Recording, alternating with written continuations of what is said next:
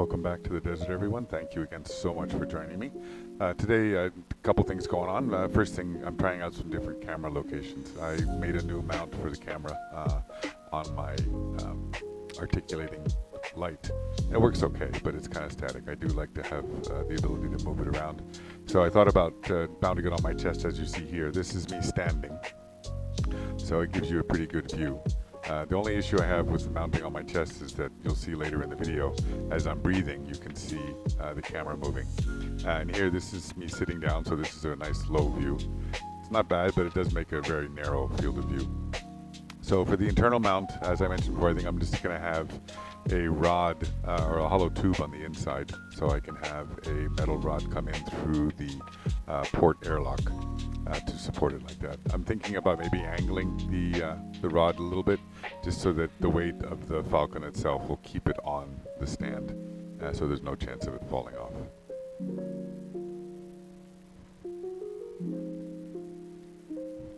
These are the new port and starboard airlock sides that I got. I'm only going to need the one on the port side because the starboard side, of course, is not going to have a rod coming into it. But as you can see, these already have the holes in the side. They're slightly larger than my dowel or than my rod that I'm going to be using, and that's fine because the mount internally does move 1 or 2 millimeters due to the weight of the Falcon. So I think having a 5/8 inch hole with a 3/8 inch rod will be plenty. It'll give me some wiggle room, literally, as well. So I think that might be a good way to do it. They come with little plugs to go in the side, so if I ever do take the model off its mount, I can put the little plug on the side, and it will close it up and make it look nice. So here now I have the camera mounted on my head.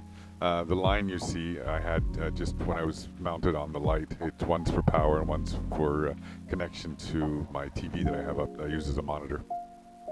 Since it's on my forehead, I can't see the screen, and that's kind of why I was using the monitor to see what exactly I was filming. It works okay. The only problem is, as soon as I unplug the cord, the camera shuts off. So I have to start it again, and of course, it being on my head, I don't know whether it's on or not. So that didn't work too well. So what I did was I just turned it on and then put it back on my head. I'm just hoping that the angle of the camera is good. Seems to be okay. I do kind of like the ability to move around and look at things so that you guys can see what I'm looking at as well, rather than just a static view. But it might be a little busy. So let me know what you think. I kind of like both, but you guys are the one watching.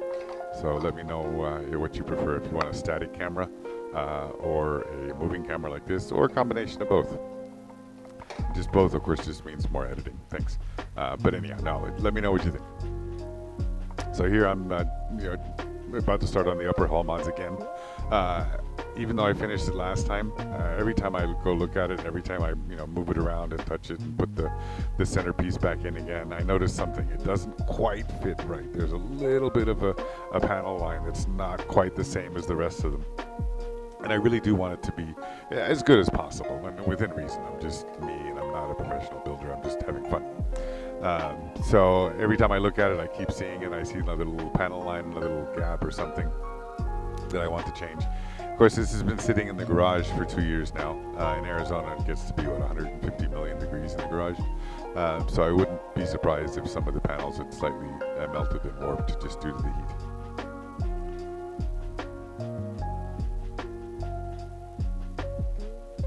And it's weird too. It feels like something is slightly bent because it's, as I push on it, it goes down, but then when I let go, it pops back up again. And as you can see, yes, I did take off the triangular piece. Again, I didn't want to cut it in the middle of the panel, which I didn't do. I am going to leave it as a full panel. But what I decided was I can actually cover the section underneath and paint it with some black 3.0 to make it hard to see too. That'll be a good light blocker as well.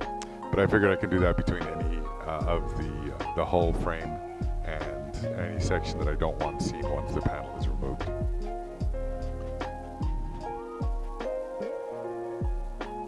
So here I'm just trying to make sure that everything lines up, because again, they're not meant to be glued together, so I can't just glue it on. There's no support for it. There's no line up holes. There's no nothing. So I just need to make sure everything's in exactly the right place, because again, I don't like having it not fit right, which is why I'm still messing with the upper hull.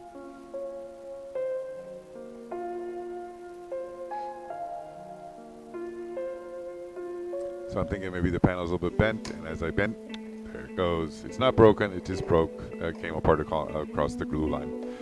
So it's not that big of a deal. But I did spend the next 10 minutes putting it back on again because, as I said before, there's no line-up holes, no nothing. So it's got to just be sure that everything fits nicely. So I'm going to go ahead and put this extra panel in so I can see how everything fits together.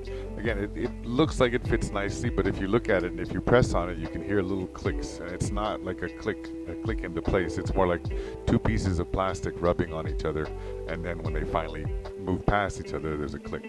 So it's not the kind of click that I want. It's not a click like locking into place. It's a click signifying there's something wrong. So that's kind of what I'm messing with.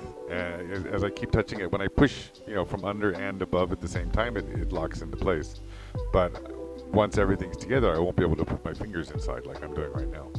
So I've got to figure out a way to make this thing right. And I don't know if it's a bent panel. I don't know if it's I don't know. I just don't know. That's why I'm spending so much time doing it.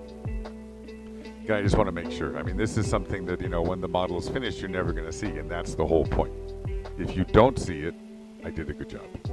If you can see the panel lines, I didn't do a good job. So this is one of those thankless points where you just spend hours and hours and hours and nobody ever sees it. So this is what I had to do to make the thing fit. You can see I'm filing away the little lip that's on the side there. I don't know why it's moved over slightly. I don't know if the panel's moved or if my attachment is incorrect. I don't know how because the panels only go on in one place. But anyhow, for some reason, I needed to take more of that lip off. The lip is about, I don't know, 0.5 millimeter. Initially, I made it about 2 millimeters, maybe 2.5 millimeters wide. But that seemed to do the trick. I just keep taking a little bit away, as you can see here. Little spot here, little spot there, just to stop it from clicking when I push it down. So here I'm just attaching that one panel again that I took off.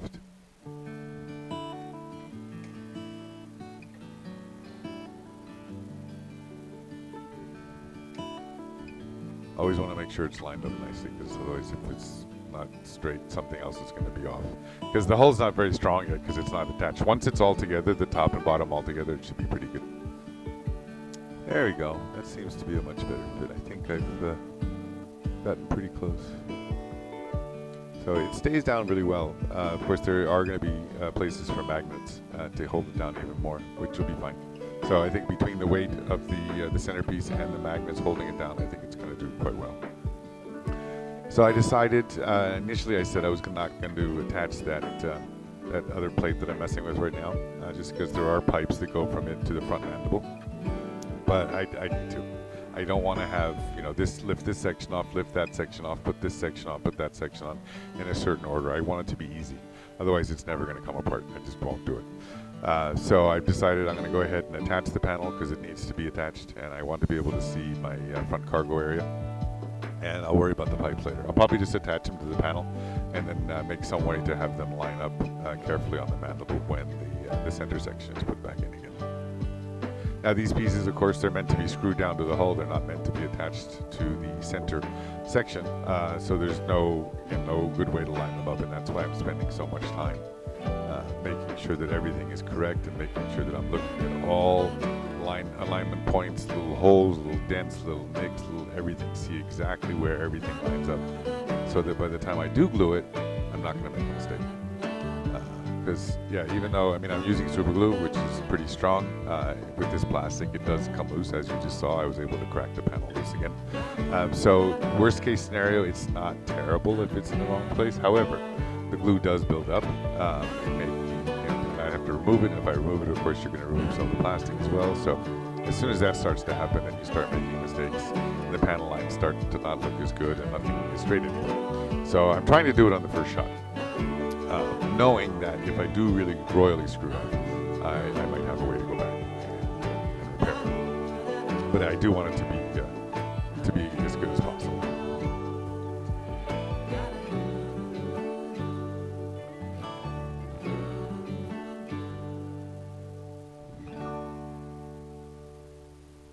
Looks good on the front. All right, here we go. I think I know what to do. I know how to attach it. I know where it's supposed to go. I know the angle it's supposed to be. I think I can make it look good. I think I know what to do.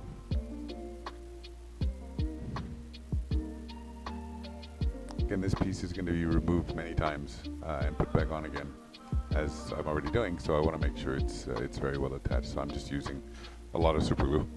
I'm not even using a needle to apply it anymore. I'm just applying it directly from the bottle to make sure it stays put. So just a little adjustment, a little filing on the lip there to make it fit nicely.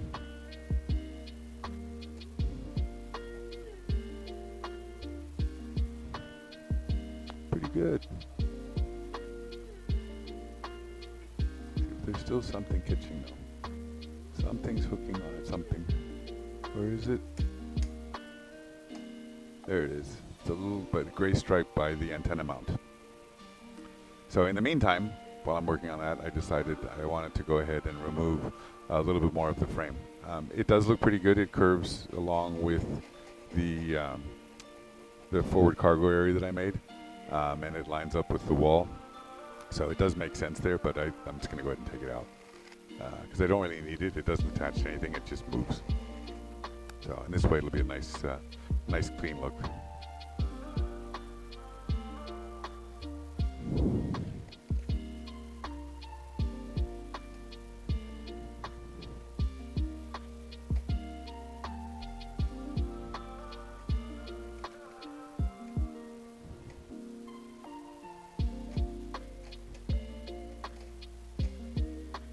Always make sure it's completely lined up whenever I put them together, because the little screw holes need to line up. I don't put the screws in, but I do want to make sure that everything's lined up correctly. I don't want to have, something out of kilter and then line it up based on a crooked frame.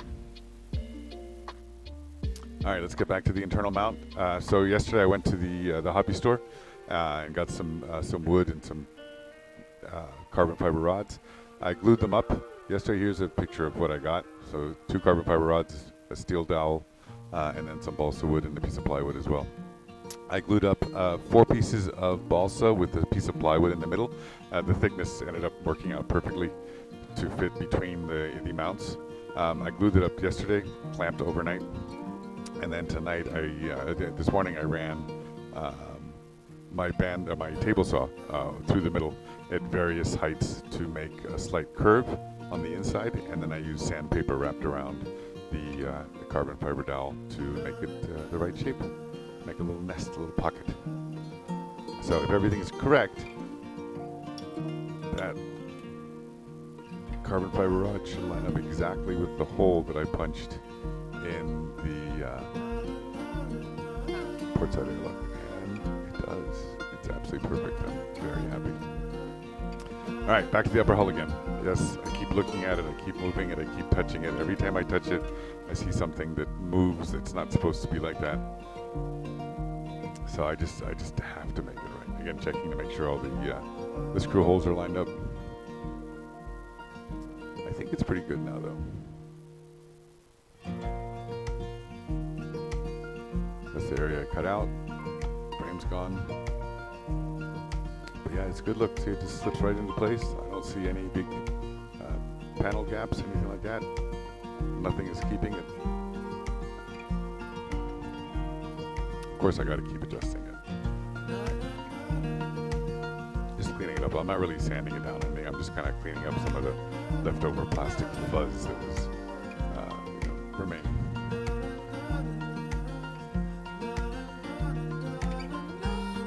I'm eager to see what it looks like with the little cutout put in. I think I actually built it. I should install it. I think I have it somewhere. I don't remember what I built it for. I'm not following the order of the instructions at all, so I can't remember what parts I have or haven't built. Thank you so much for watching. I really appreciate it. And as you know, my fridge broke a couple weeks ago, so this is my original kitchen that I remodeled in 2016. And then this is the new one that I finished last week. Anyhow, hope you guys enjoyed. Thank you so much for watching, and look forward to seeing you next time.